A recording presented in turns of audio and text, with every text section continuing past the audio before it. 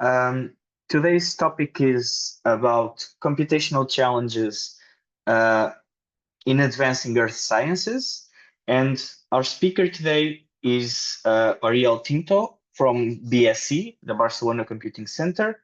And he's going to talk to us about his research, and the research done by the group he is inserted in. That the research is related to modeling the weather, climate, and making predictions. And this is a very complex problem.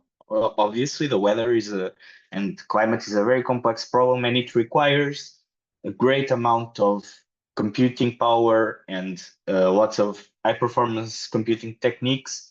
And so this is the reason why we invited Oriol to speak today about these computational challenges surrounding these problems.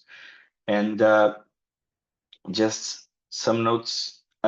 You can use this chat to ask questions to the speaker, and they'll be answered either during or at the end of the talk. And just ask to keep your microphone muted unless you want to speak. This session will be recorded, and afterwards it will be posted on EPICURE's website and the EPICURE's YouTube channel, so you can watch it at any time. And and that's it. And I'm gonna give the stage to Ariel to start his presentation. Hi, thank you for having me. So I hope you can see the screen. Yep. Yeah, okay. So as Marco said, I will talk a bit about the computational challenges that we face in earth science, and I will go through the different challenges that we face when we have a big supercomputer and we want to use it to do science with it. My background is in physics, and then a master's in modeling and a PhD in computer science applied to earth sciences. And besides that, and besides my experience in high performance computing, I also do visualizations like this one that is based on data that results from our simulations. I will show you some videos about it as well. So let me start with a bit of motivation. And the main motivation of this is that for thousands of years, the weather and the climate have been conditioning and where humans can live and grow food and basically everything in our lives. For instance, yes, the places where the civilizations could establish and where the civilizations couldn't establish.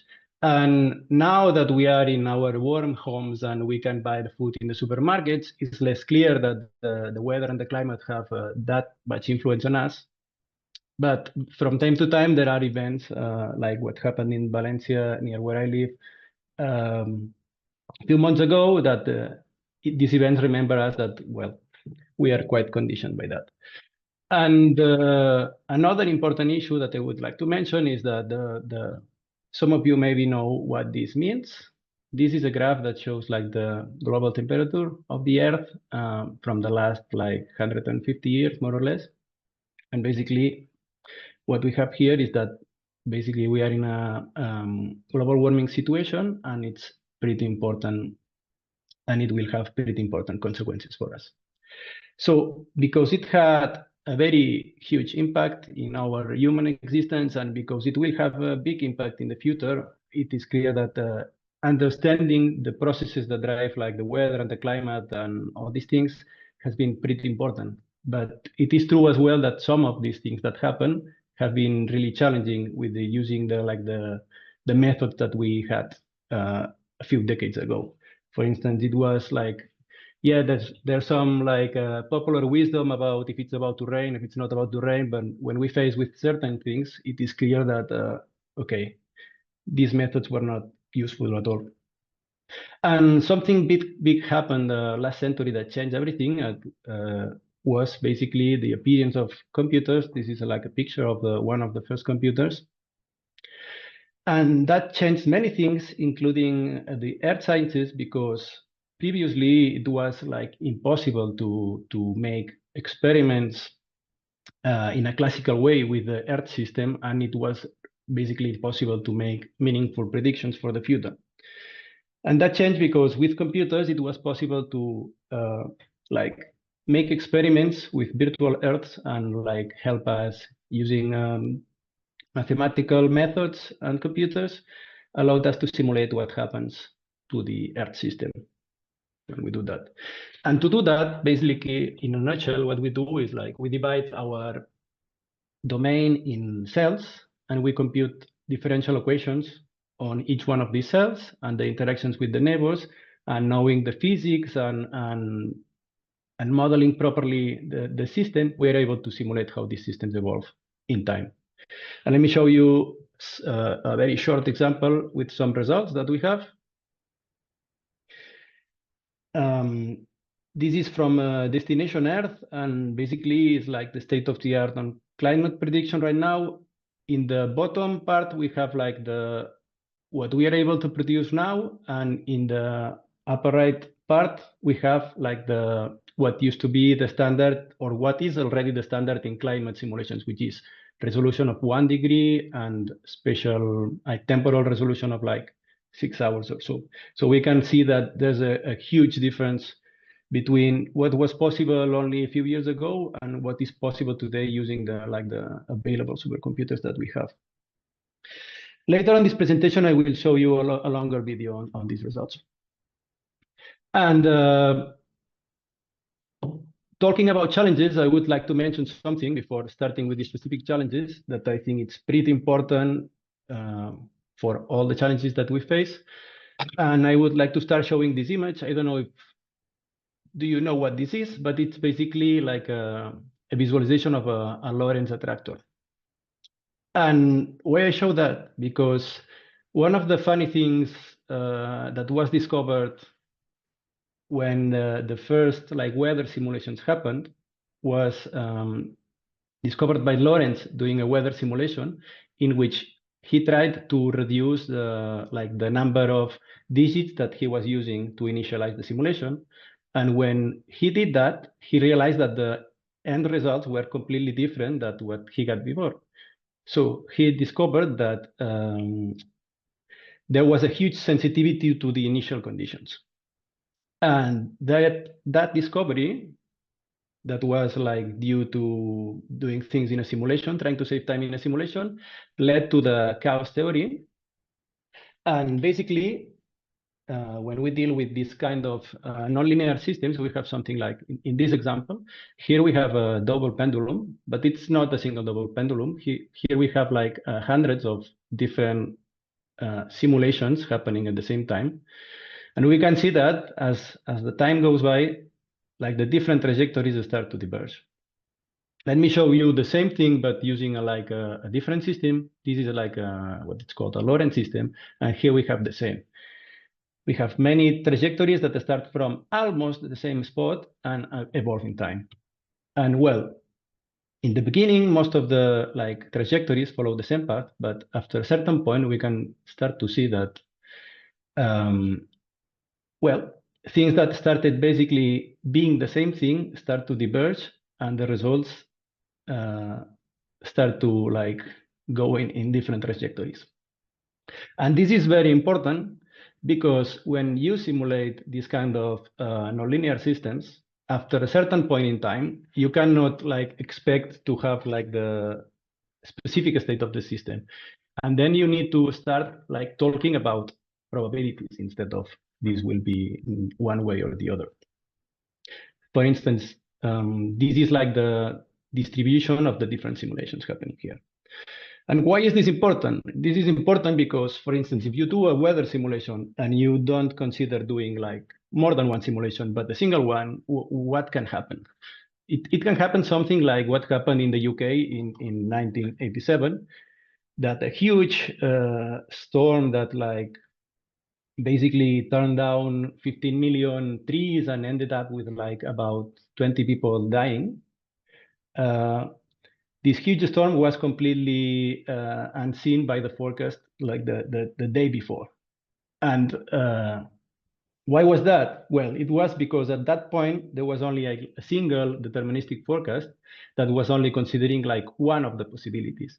And later that triggered the fact that they started using ensemble methods to do more than one simulation to assess the probabilities of things happening. And they realized that that was only one of the different possibilities, and that one needs to take into account that things, even if they are less probable, can happen. So after this, like, I think that it's pretty important for all the challenges that I will talk about later. Let me go to my center of research. As Marco said, I come from the Barcelona Supercomputing Center. That's the research center in Barcelona. We are now about like more than 1,000 people. And like the singularity of this center is that we host one of the like fastest supercomputers in Europe right now. But it's not only a facility, a supercomputing facility, because it also has some research groups, which include like computer science, earth sciences, life sciences, and computer applications and engineering. I'm not going to explain in detail any of these ones, but I mentioned before that I come from earth sciences, and in earth sciences, we also have some teams inside, some groups inside, which are like the different scientific groups that include atmospheric composition, that does like things related with air quality, things related with dust and other topics. In the climate variability in change group, we do like climate forecast and different climate related research. And there's a group that is quite new, which is called Global Health Resilience, that investigates the relation between climate and health at the global scale. Besides these three like scientific groups, we have as well an Earth System Services group that tries to convert the information available from these scientific groups to services that are useful for industry or for the general public. And also, finally, the Computational Earth Sciences group, which is where I am currently now, and that basically deals with helping the other groups use the HPC resources that we have. The idea of this group is to close the gap between the scientific groups and the HPC infrastructure. And like 12 or 13 years ago, in the BSc, this group would be around 2 or 3 people. Now are more than 70. And why is that? Because all the challenges that I'm going to talk about right now are really a lot of work to deal with, and it led to hiring more and more people to deal with these challenges. So what teams do we have inside the computational earth sciences? Well, what I was saying, basically what all this group does is basically facing the computational challenges that one faces when trying to do computational earth sciences with computational sciences. So what groups do we have? We have 4 teams inside the computational earth sciences, which is the models and workflows team, the high performance computing for Earth team, data and diagnostics, and artificial intelligence for Earth. And now I will try to explain some of the issues that these groups have, some of the things that these groups deal with when using supercomputers. So starting with models and workflows, coming back to what do we do when we want to simulate using our models, basically what we have to do is to deploy these models into the supercomputer. And well, one example of these models is ECR, which includes mainly 2 models, which is IFS, that simulates the Earth atmosphere, and NEMO, which simulates the ocean. These models are quite big already. IFS is more than 1 million code lines, and NEMO is quite big as well. These numbers might be quite old already. But the thing is that when we want to take these models and deploy them in a supercomputer, what happens is that, well, these models have a lot of dependencies. These models as well are like quite old, and now this is the machine that we have right now. But when these models were started to be developed, that was the kind of computers that were around. So we are using the models that are like more than 30 years old in modern supercomputers, and it has its challenges. One of the challenges that we face is that, for instance, when we go to a new supercomputer, we have to deal with all the dependencies, MPI, OpenMP, in the case of these computers, these models, sorry, NetCDF, HDF5. And now that we have machines with GPUs, also dealing with OpenACC, NVIDIA, CUDA, all this stuff. And if you remember what I was showing here, basically, the meaning that we are dealing with chaotic systems is that any change that we do in the infrastructure, in the software stack, it's most probably going to lead to a final different state. So it's not enough to have the model running. We need to verify that the results that we are getting are still valid, and that we are able to reproduce the same results in one machine than in another machine. Later, what happens then when we have a new computer, a more powerful computer? Usually we don't want to do the same experiments that we were doing before. What we want to do is more complex and bigger experiments.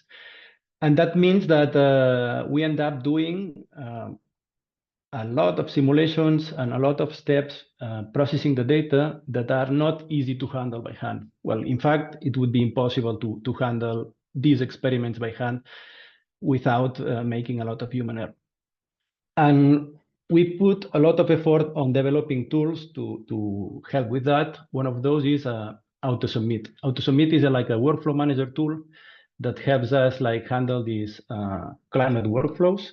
Basically, what it does is like if you have a list of jobs, of steps that you need to like fulfill, like deploying the model, putting the initial data in the proper place, starting with the spin-up simulation of 7 years and whatever, then doing the steps year by year. If you simulate a long time span, for instance, you don't do that in one chunk. You try to split that in parts that are like feasible, especially when you deal with like high resolution simulations that take a long time. We had some simulations going that are running for about a year, and it would be completely impossible to have a single simulation running for a year. And spending resources on developing these tools is really helpful for the rest of the groups that then can spend more time on like doing science. What else? Yes, okay.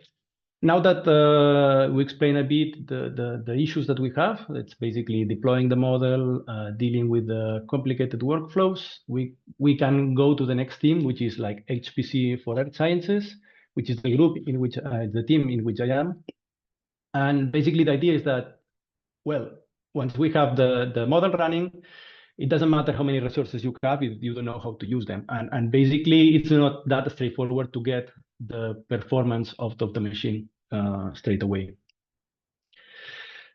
So going back to the models that I was talking before, IFS and NEMO, I spent my thesis trying to speed up NEMO a bit, and I will show you an example of what the kind of things that I did during that time. And basically for NEMO, if we take a look at the where we were spending the time, like these are not even functions. It are like different regions or parts of the code which include many different routines. And the main message here is, okay, there's no single thing that we can improve and make the model like 2 or 3 times faster, because the time is distributed in many parts. But there are things that we could try to fix. For instance, the scalability issues that we had. This is quite old because this was like in supercomputer 2 generations before. So this is for NEMO, and what we could say is like that the model was not scaling. We were increasing the number of resources, and the number of simulated years per day, that is like a common metric in climate research, was not scaling as expected.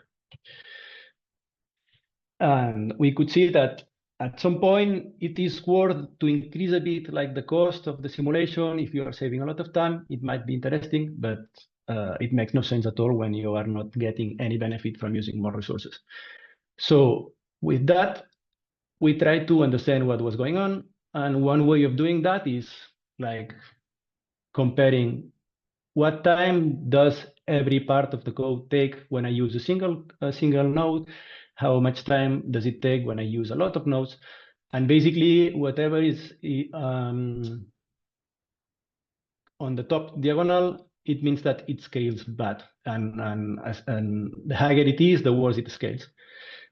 And this kind of super simple analysis helped us like identify the regions that were more problematic and giving more trouble in terms of bad scalability. With that information, once we identified the regions, we used more advanced techniques like post-mortem analysis of traces with tools like Paraver and Extrae that are developed here in-house. And what these kind of tools allow us to see is what is going on in the application. So we run the application, we store all this information, and then we look at it afterwards with visualization tools. And for instance, in these three examples that, in these three routines that I was mentioned before, what we could see is that there was a lot of communication in unrepeated patterns. So there was like communication inside an iterative process, same thing in all of them. And in this last one, there was not only like a lot of communication, but also global communication, which was like scaling pretty bad. Knowing that, we could go in more detail in this view. Maybe I should explain. In the x-axis, we have the time, and in the y-axis, we have like the different processes going on.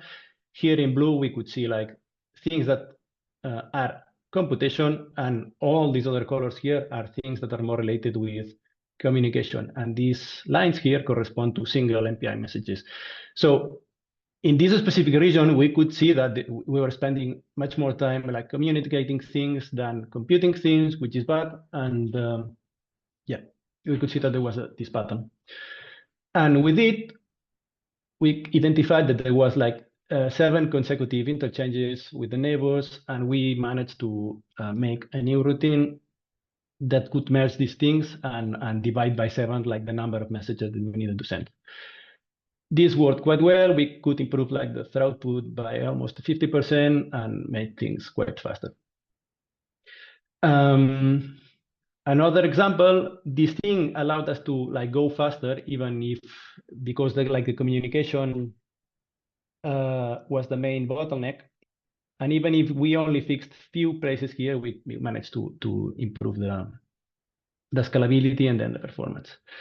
But after this thing that we fixed, the problem was still the same. What things could we explore that are going to affect the whole model and improve the overall benefit? One of the last things that I did during my thesis was trying to explore mixed precision approaches. In this case, these models usually use double precision as the de facto standard, but in fact, that's more like an historical reason than like a true requirement. And it is true that some parts of the code might be more sensitive to precision, but most of the code is not. So finding a way to identify which regions of the code require more precision allowed us to like reduce the precision of most of the variables of the code, achieving speed up. In this case, you can see here in the top, the time it takes. In the x-axis, we have the time it takes in simulation in double precision, and the time it takes in single, which is quite consistent with other results that we saw in other models. What else? Yes, this is what I mentioned before. It's post-mortem trace analysis, and if you are interested in that, you're lucky because in like 27 of this month, there's a training event from Easy Weights in which you can still register, and you're very welcome to.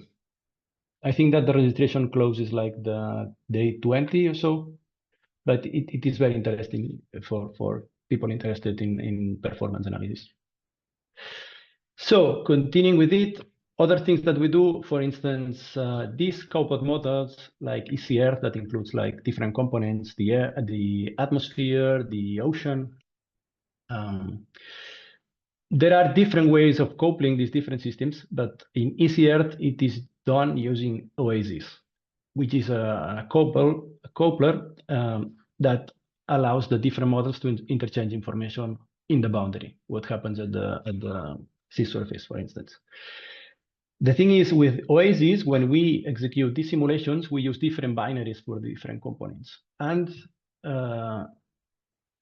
it is not straightforward at all to know what resources do we need to use in each case when we use this kind of approach with multiple binaries. Because if you have like an atmosphere and an ocean model, when it is time to decide where I am spending the resources, if I have a bigger machine and I want to go faster, how do I like use the resources again? So it's not as straightforward because the different models have different like scalability curves. So it's not a matter of, okay, if I have double the resources, I will use double the resources that I had before in the atmosphere and the other thing in the ocean, because this is most probably not going to work. We have some colleagues working on it, developing automatic approaches to find the optimal strategies of that, and it's one of the topics that we cover. And related to performance, the last thing that I would like to comment is that in the kind of machines that we have right now, like Mare Nostrum 5, we have this amount of computing power because these computers are filled with GPUs, which give us a lot of computing power if we know how to use that. And because of that, many of the legacy codes that we work with are like trying to port parts of it to GPUs, but it has many, many challenges. And I am not an expert on that, but I can mention 5 things. Basically, when you start like migrating the legacy codes to use GPUs, it is pretty hard to balance like keeping the good code quality, like the original code, and adding GPU directives to make it work with the GPU, and balance both things, like keeping a keeping a good code quality and having a good portability between machines. Especially considering if we have different architectures like NVIDIA or AMD GPUs, which sometimes doesn't work with the same things, and it's pretty hard topic. Also, Fortran compilers for GPUs are not very mature, and our team is like frequently hitting a wall when they find an issue that it's not working and needs to be fixed. I've been told that it's not the same case for C++ compilers, but in Fortran, it is an issue that we're facing. When you port one of these models, you find that in some places there were like serial algorithms that were used and things that are pretty bad for GPUs. It's and that one needs to reconsider certain algorithms to make them work on GPUs. Also, in some parts of the code, there's a limited parallelism that prevents us to properly use the GPUs. For instance, in our models, we have like an ocean model that is coupled with an ice model. When we do ice simulation, we are dealing basically with the surface, so we are dealing with 2-dimensional arrays, which are super light, and it's difficult to fill a GPU machine only with 2D arrays of this size. That's an issue. And another thing, which is like the time that it takes to move memory from the host to the device. But hopefully this is going to change soon from the hardware side, because there are like these approaches with unified memory for GPU and CPU that will help us and will make our lives easier. Next thing, going back to a different group, going to data and diagnostics. Well, when we have our models running in these big supercomputers, one thing that clearly happens is that we end up with super high resolution data, which is super nice. You can do very nice visualizations, but it takes a lot of space to save it. And when you want to use this information, then it takes time to access it, and it's not that straightforward. So to help the users of the data, there are several things that the data and diagnostics team do. One of the things is like data a standardization. And in this case, what I want to show here is that you have different models or different sources of observations, and many times they don't use the same grids. They use different grids, and basically when you want to compare one to the other, you need to interpolate to a common grid and these kinds of things. In projects like Destination Earth that use different Earth science models, one of the initiatives is to standardize the data and use the same grids for all of them. Basically, the models have their own grid, but after the outputs are produced, they are interpolated to a common grid. So these and also like the kind of units, some models use, I don't know, Kelvin, other Celsius, and these kind of things require work that otherwise scientists would need to do afterwards. These would be two examples of more or less regular grids, but there are other models like FISM2 that use like finite methods and structured grids that try to use more resolution in the places where it's needed, that clearly lead you to results that are in a completely different grid of the other models that require standardization as well. There's another topic called data provenance, and basically the idea is that everything that you do before your simulations, when you run your simulations, and the post-process, you need to keep a track of all these steps, because a user at the end would need to know what this experiment is, how it was performed, and in order to trust the data, it needs to know, like, it might need to know many of these things that happen, like the software stack. If someone finds a bug in a library and it turns out that you used this data before, it would be to know that as well. And this data provenance is related as well with another topic in data management, which is like the FAIR principles, which is, okay, we are spending a lot of resources generating these simulations. It would be good if that the data that we produce is like, can be used afterwards. And to do that, well, one needs to make the data findable, accessible, interoperable, and reusable. And it is related with having a good metadata and like putting that in places where other people can access that. And also using tools that are then other people can use themselves. And another topic in data and diagnostics would be like data compression. That's a topic that I was working on a couple of years ago.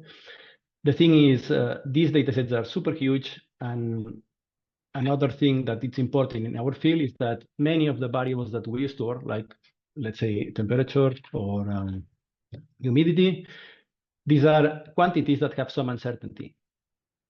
We are using data formats like floating point representations that use a lot of bits that are used for like specifying the digits of these variables that are spent for parts that are like completely random.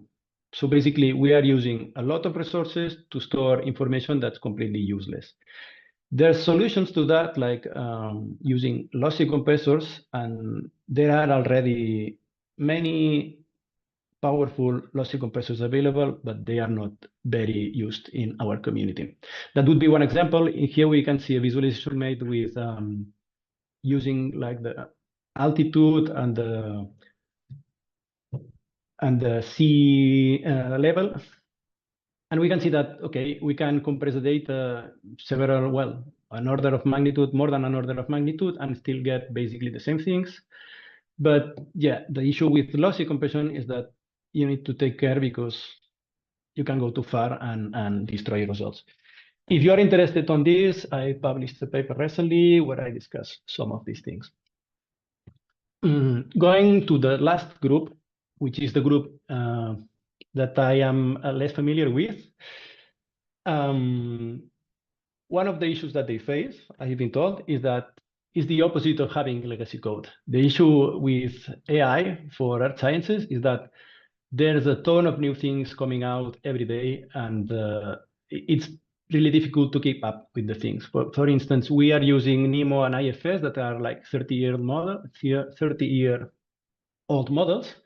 But last year we had more than like 5 new AI models for weather and climate prediction, which come from really important groups. So there's a lot of development here. Also, it is really hard with this all like advancement in the field to reproduce the experiments because it is hard to reproduce the same thing that one did like 5 years ago with a different machine, with a different hardware. Another topic I was told that it's difficult here is what is called data availability. For instance, if you want to train the most common data set used for training weather and climate models is Data5. A subset of this data set that it's called analysis ready data, it's about 2 petabytes. It is hard to have 2 petabytes of data completely available in a system for you to train with this model. So it's something that our colleagues face when they try to like do their own models and train their own models. And well, I said that before, that in this field is also, it has a problem with reproducibility and being able to check that what others did is really working well. And to finish, I would like to show you some results from one of the projects we're involved in, Destination Earth, which is like the state of the art in climate simulations. And I made this video, and because I made this video and I spent so much time trying to make it nice, I would prefer if you look it in like good quality. So I would invite you to just go to the YouTube link and look at it, because otherwise my bet is that Zoom will mess up with the compression. So I don't know, maybe I can start it here, but I invite you to follow this from your own YouTube. Oriol, can you post the link to the chat, maybe? Yes, I can try.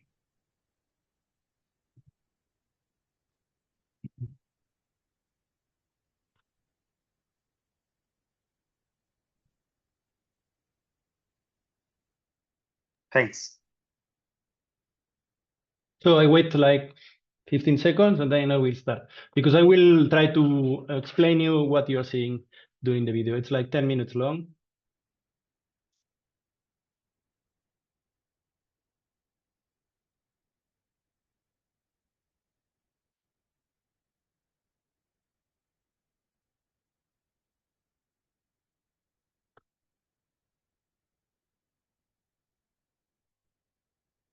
Okay, so I will start.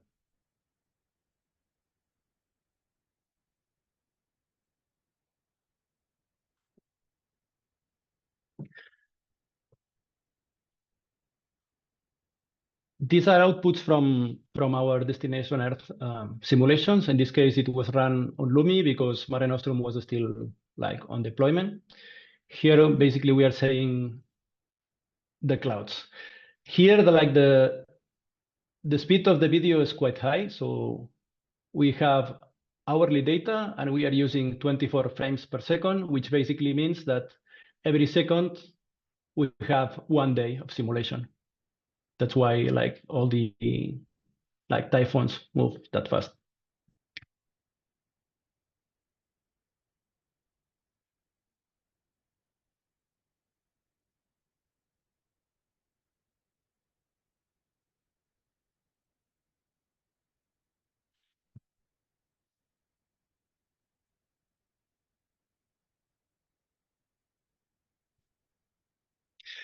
But if that was something that could be similar to what we could observe from a satellite in a way, the advantage of like having a digital twin, like, well, I didn't dare say that, but Destination Earth, the idea is to make a digital twin, like a digital model of the Earth.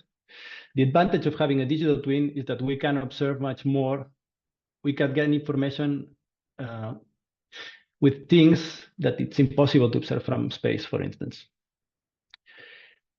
In this part now, what we are going to see is the sea surface temperature in the Pacific. In this part of the world is where the Niño thing happens. This is like the sea surface temperature.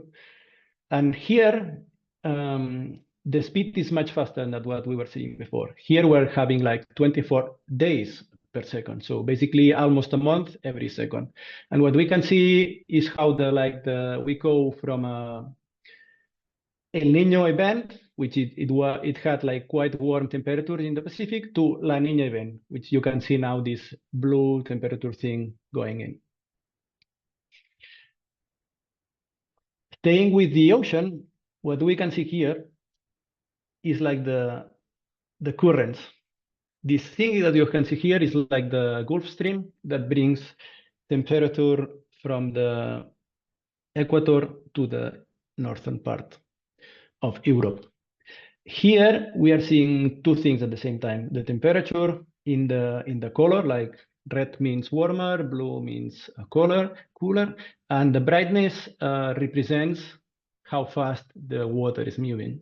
So we can see in these streams here that are brighter that the speed is much higher.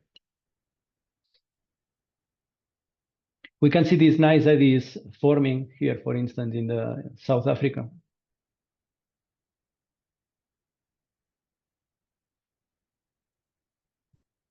And you might see that there are like fast, it looks like some things are moving pretty fast. It's again because now we are seeing this going at like 24 days per second.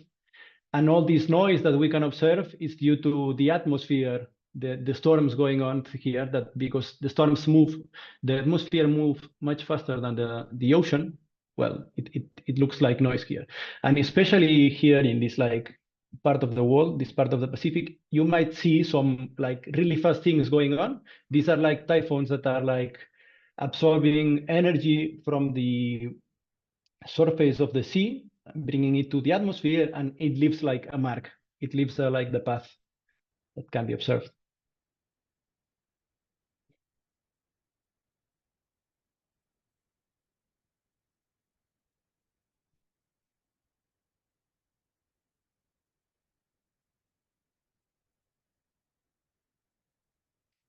Again, like the Gulf Stream, if it's not for the Gulf Stream, like the temperatures in the northern part of Europe would be much cooler, like similar to what happens in the other side of the world, in the other side of the Atlantic.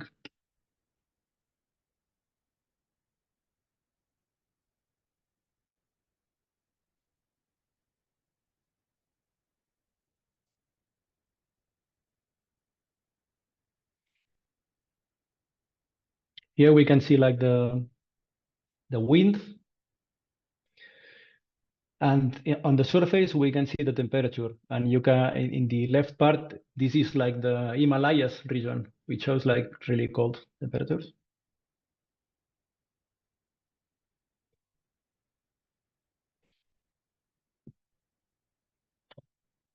And in this last part of the video, one of my favorite things, we will see several things at the same time, several variables at the same time, which are, again, this is like the air at the surface. The colors represent the different temperatures, so we can see that it's warmer on Africa than on the North Pole. And again, the brightness is the speed of the wind here. So this is super bright because there's a huge storm going on. You can see things like, in my region, you can see the strong winds. And besides that, you can see that the shape of the world changes.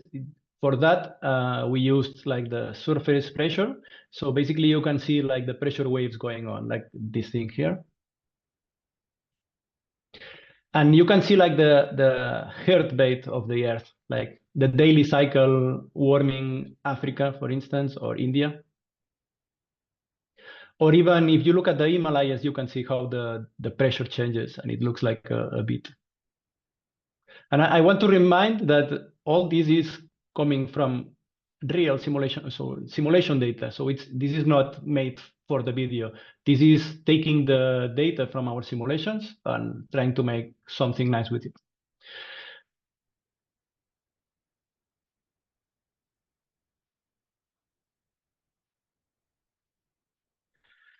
Now we will go to the South Pole, which is pretty amazing, the vortex.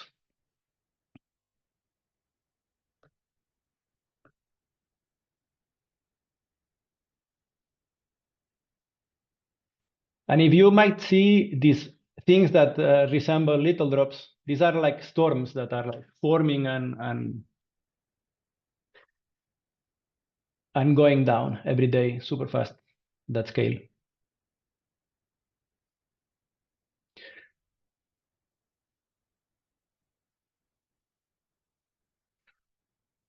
The South Pole.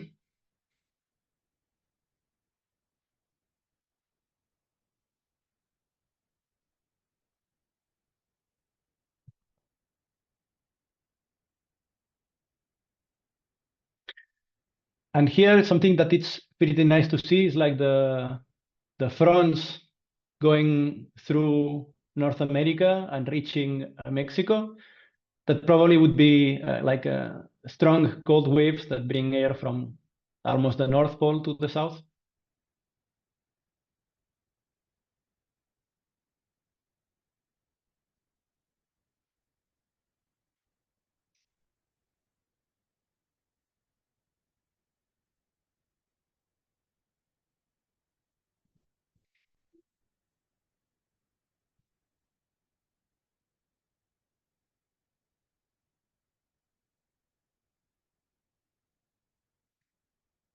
Again, at the equator line, we can see a lot of storms going on.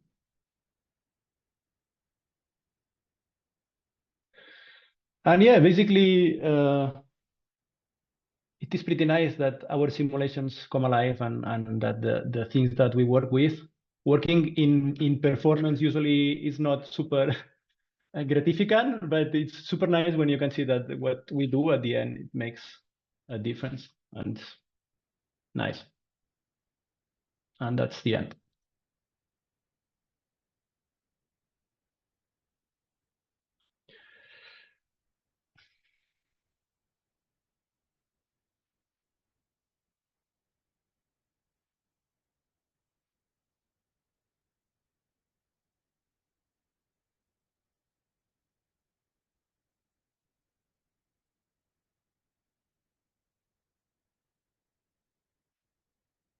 Great. And well, I will finish soon, but before I wanted to advertise again this like workshop that we are going to do on the 27th about how to analyze models using extrain paraver.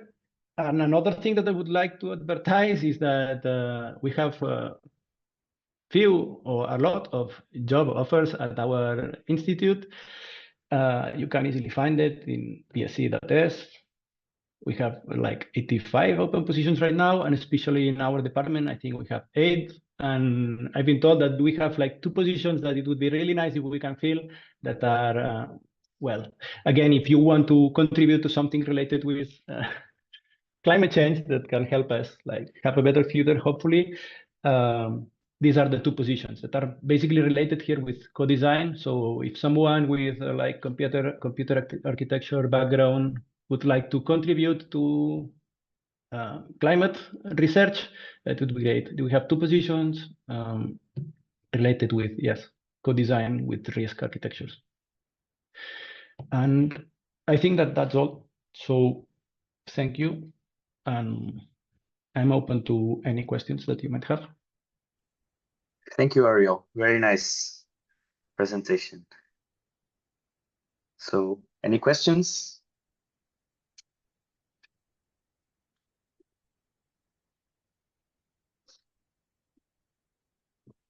Well, I have some questions.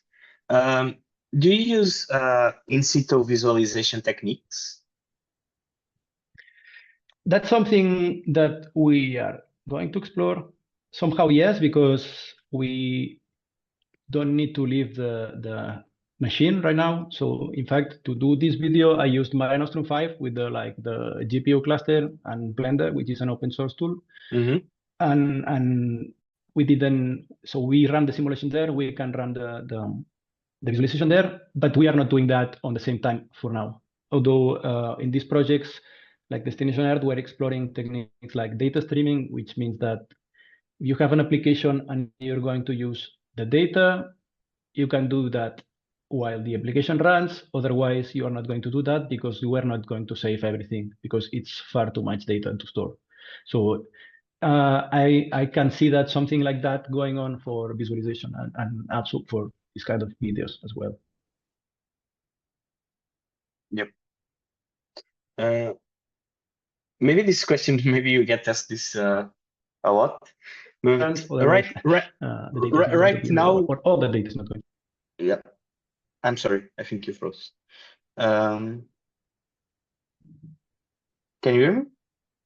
Yes, I can hear you. One question that maybe you are asked way too much is, in terms of weather forecast, what is the certainty? How many days can you provide a forecast with a good amount of certainty? It depends very much on the situation. There are scenarios which are quite easy to simulate, like, I don't know, high pressure systems in Spain, where you can say, yes, today and the following 20 days we will have sun and no clouds at all, and that's it. But there are situations which are harder, like, for instance, in this event that happened in Valencia recently, which was like a low pressure system moving through the peninsula. If these low pressure systems move a bit left or a bit right, it changes dramatically the impact of it, because the places where it can go. But basically, like, the weather forecast has some value up to like 2 weeks usually. But it's improving, and it's improving mainly. It improved during the last decades at a rate of 1 day per decade, which means that, like, a 5-day forecast today is as good as a 4-day forecast 10 years ago. And one of the main reasons of this improvement is that we got like better computer systems, and we could make like better simulations with high resolution, more members, including more data. Also, like, satellite observations had a big role on that, and data simulation. Okay, thank you. Questions from the audience?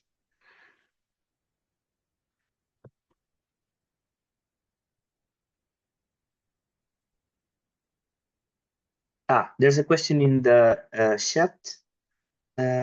Regarding GPU portability, do you think that AI-based emulation of physical components processed inside the Earth system models would improve the portability to GPUs, where we essentially have a hybrid system, AI plus physics and dynamics?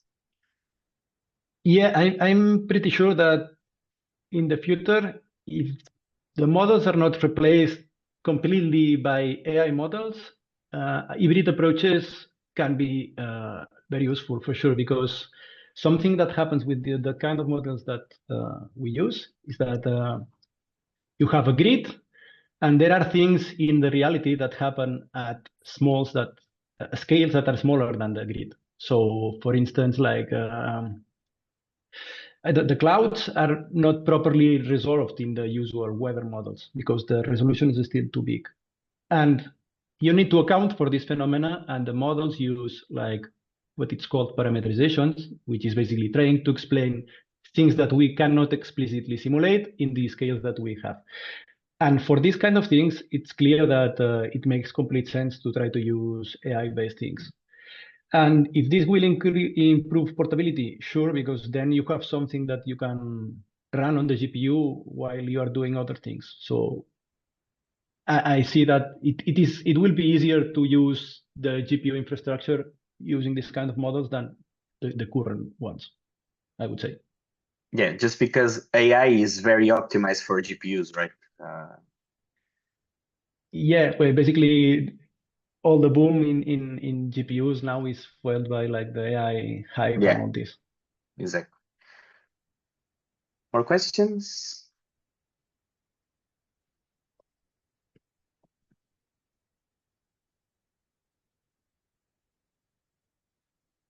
So if there are no more questions, I think we thank our speaker. Very nice, Oriol. Thank you.